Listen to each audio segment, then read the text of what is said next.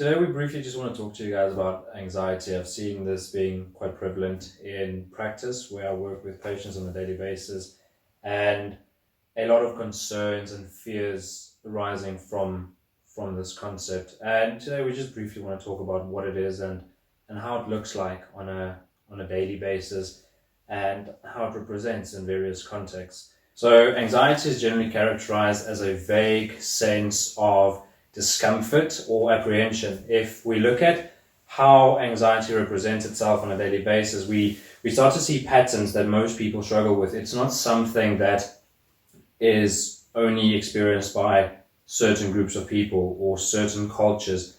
Everybody is vulnerable to anxiety. Anxiety is something that is one of the main things I see in practice on a daily basis.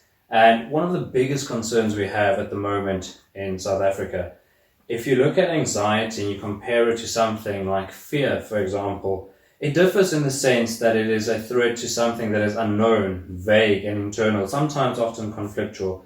It is not something that is known. It's something that we fear, but we can't see. We don't know necessarily where it's coming from. And this often is where the problem lies.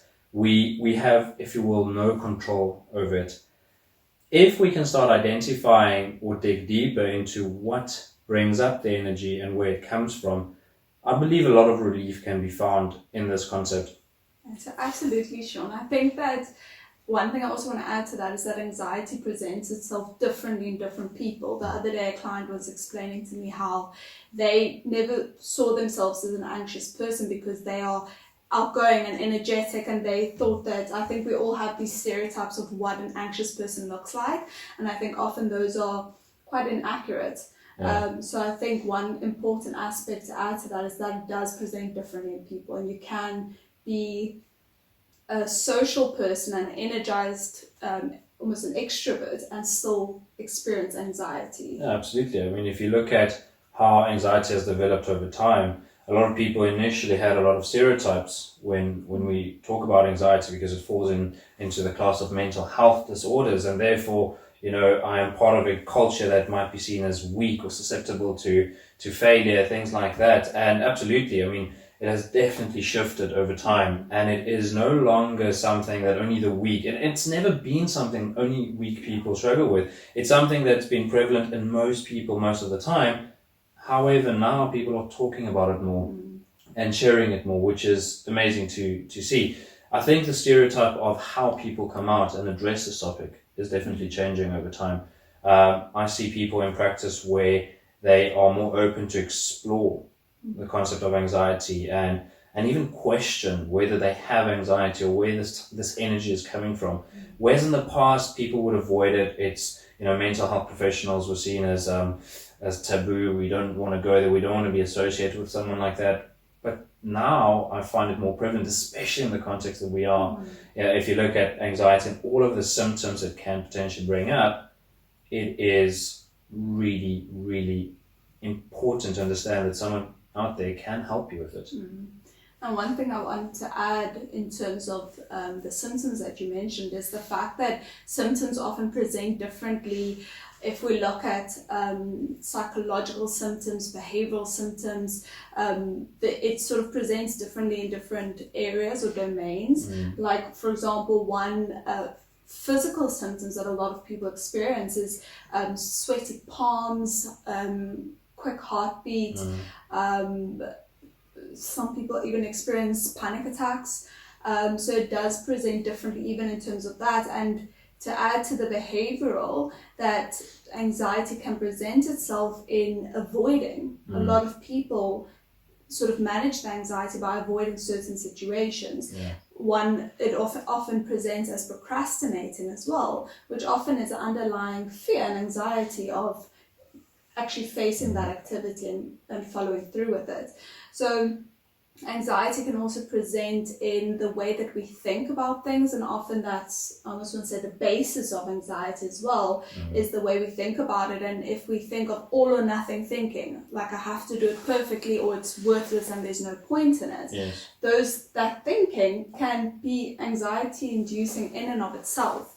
So I think that's an important thing to also take into consideration. Absolutely. I mean, if you think about how we approach the topic of anxiety, it's important to also understand what people think it is and how it influences them. Because for a long time, I've worked with people and they would have a sense of what they think anxiety is, but it would be so far off the mark that we, in a way, need to retrain their understanding of what it is and how they relate to it. Anxiety has always been seen as this negative thing. I mean, anxiety is actually a very positive aspect of human, behavior. It's there to help us move forward. It helps us to identify threats. It helps us to identify consequences and therefore move and not be a victim of various things. But inevitably, society and the cultures we live in progress faster than our internal mechanisms, our internal survival resources, and we are caught in a system, an urban system, where we might find ourselves sitting behind a desk, constantly in traffic, that in a way, constantly drip this stress system into our lives, and we start reacting to it. We start reacting in various ways, and this is felt in our relationships, at work, our own confidence, our own energy. Sometimes I work with people where they are very lethargic, their energy is very low, very sleepy, and this topic goes on, and they can't find a solution for what they're struggling with. And sometimes it's as basic as just talking about what's going on for you at the moment. And if we look at the physical impact that anxiety has on our bodies, it sounds quite scientific, but I think it's important for people to understand what actually happens in their body, because I think then you can just understand yourself more and what your body's actually going through when you are experiencing this anxiety.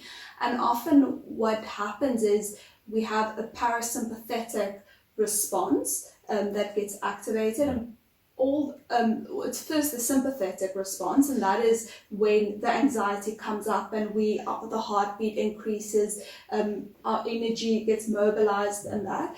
Then the parasympathetic comes after that, when our body returns to its almost resting state.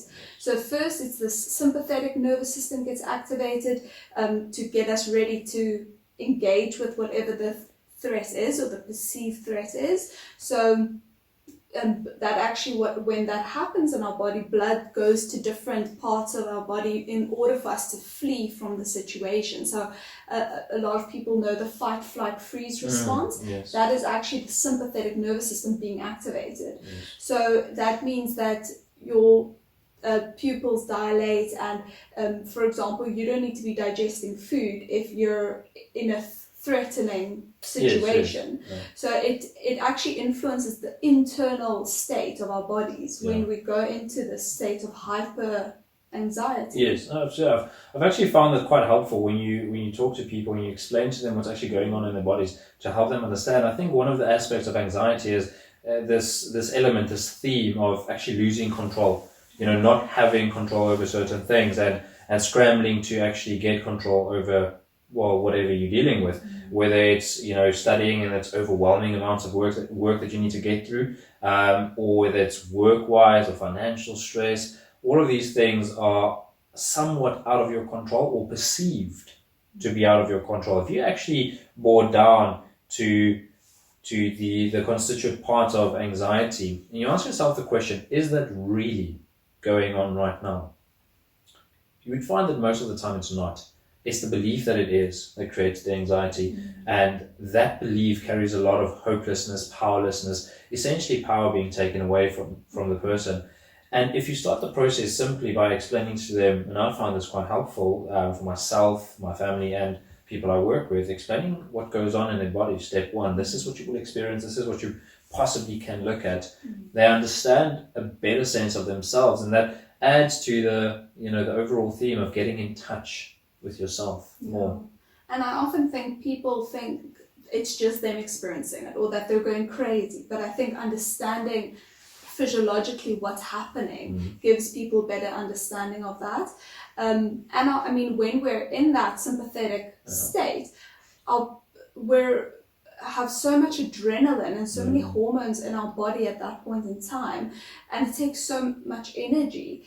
And after that, when our body returns to the parasympathetic state, the homeostasis, the calm, natural state of our bodies, then oftentimes that takes a while because a lot of the adrenaline and the hormones are still in our system. So you might, if you just had to do a presentation at work and the adrenaline and the anxiety hormones you were feeling it and it was in your body, after that, you're not immediately returned to a calm state. Yes. It takes a while for those nerves to calm down. Yeah. I actually read an article the other day and they said that the reason for that is because threat is still possible. Yes. But they might, and we need to be ready for that. So that's why it takes a while for the body to fully calm down again. It's interesting that we talk about anxiety and its ability to be seen as a threat.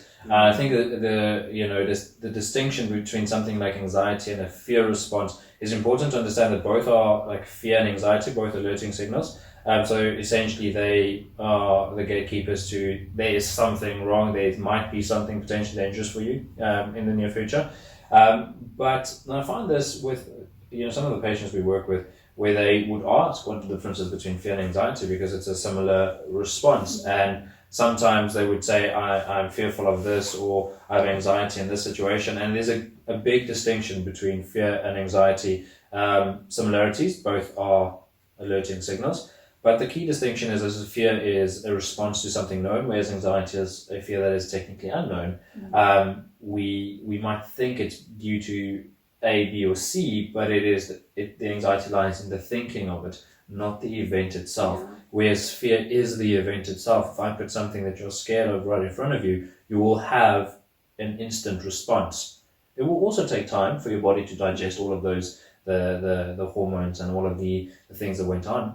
But it will be an instant response, something that you can't really guard against. Whereas anxiety is this chronic drip, this constant daily drip. It's almost like a tap that's not fixed. Exactly. It drips into the system every single day. And over time, it builds up and it builds up. Because if you think about how much of that energy do you actually release on a daily basis, a lot of people struggle with that. So if you will, you have more of a buildup of energy than you have a platform to release that energy. Yeah, and we're meant to experience stress and experience anxiety as a steep increase where the threat is evident, but then it's meant to come down when that threat has disappeared. But with daily life and society and work and everything being the way it is, that never fully comes down. So what happens is there's maybe elevated moments, but then it sort of stays constant. Yeah. I explain it like an undercurrent, a constant alertness. And I think that I've seen so many people experience that as feeling that's the normal. It's normal to have a constant,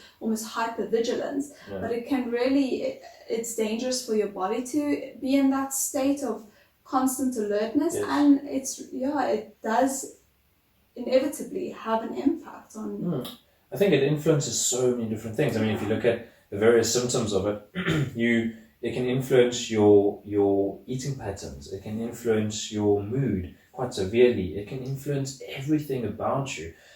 Stress is oftentimes linked to anxiety, and anxiety to stress. It doesn't really matter, but what we see this overwhelming sensation of people not living the way they can live, and I think deserve to live. They go through periods of lethargic behavior, low mood, sometimes high moods with no good explanation, disconnected from people around them, poor diets, all of these different symptoms going on. And that is on a daily basis, constant daily experience of anxiety. That's tiring. Definitely have future videos explaining this concept in a bit more detail and different areas of life. And if you do have any questions, please comment, and we will try to get to all of the questions as best and as accurately as possible. Thank you very much. Thanks. Thank you.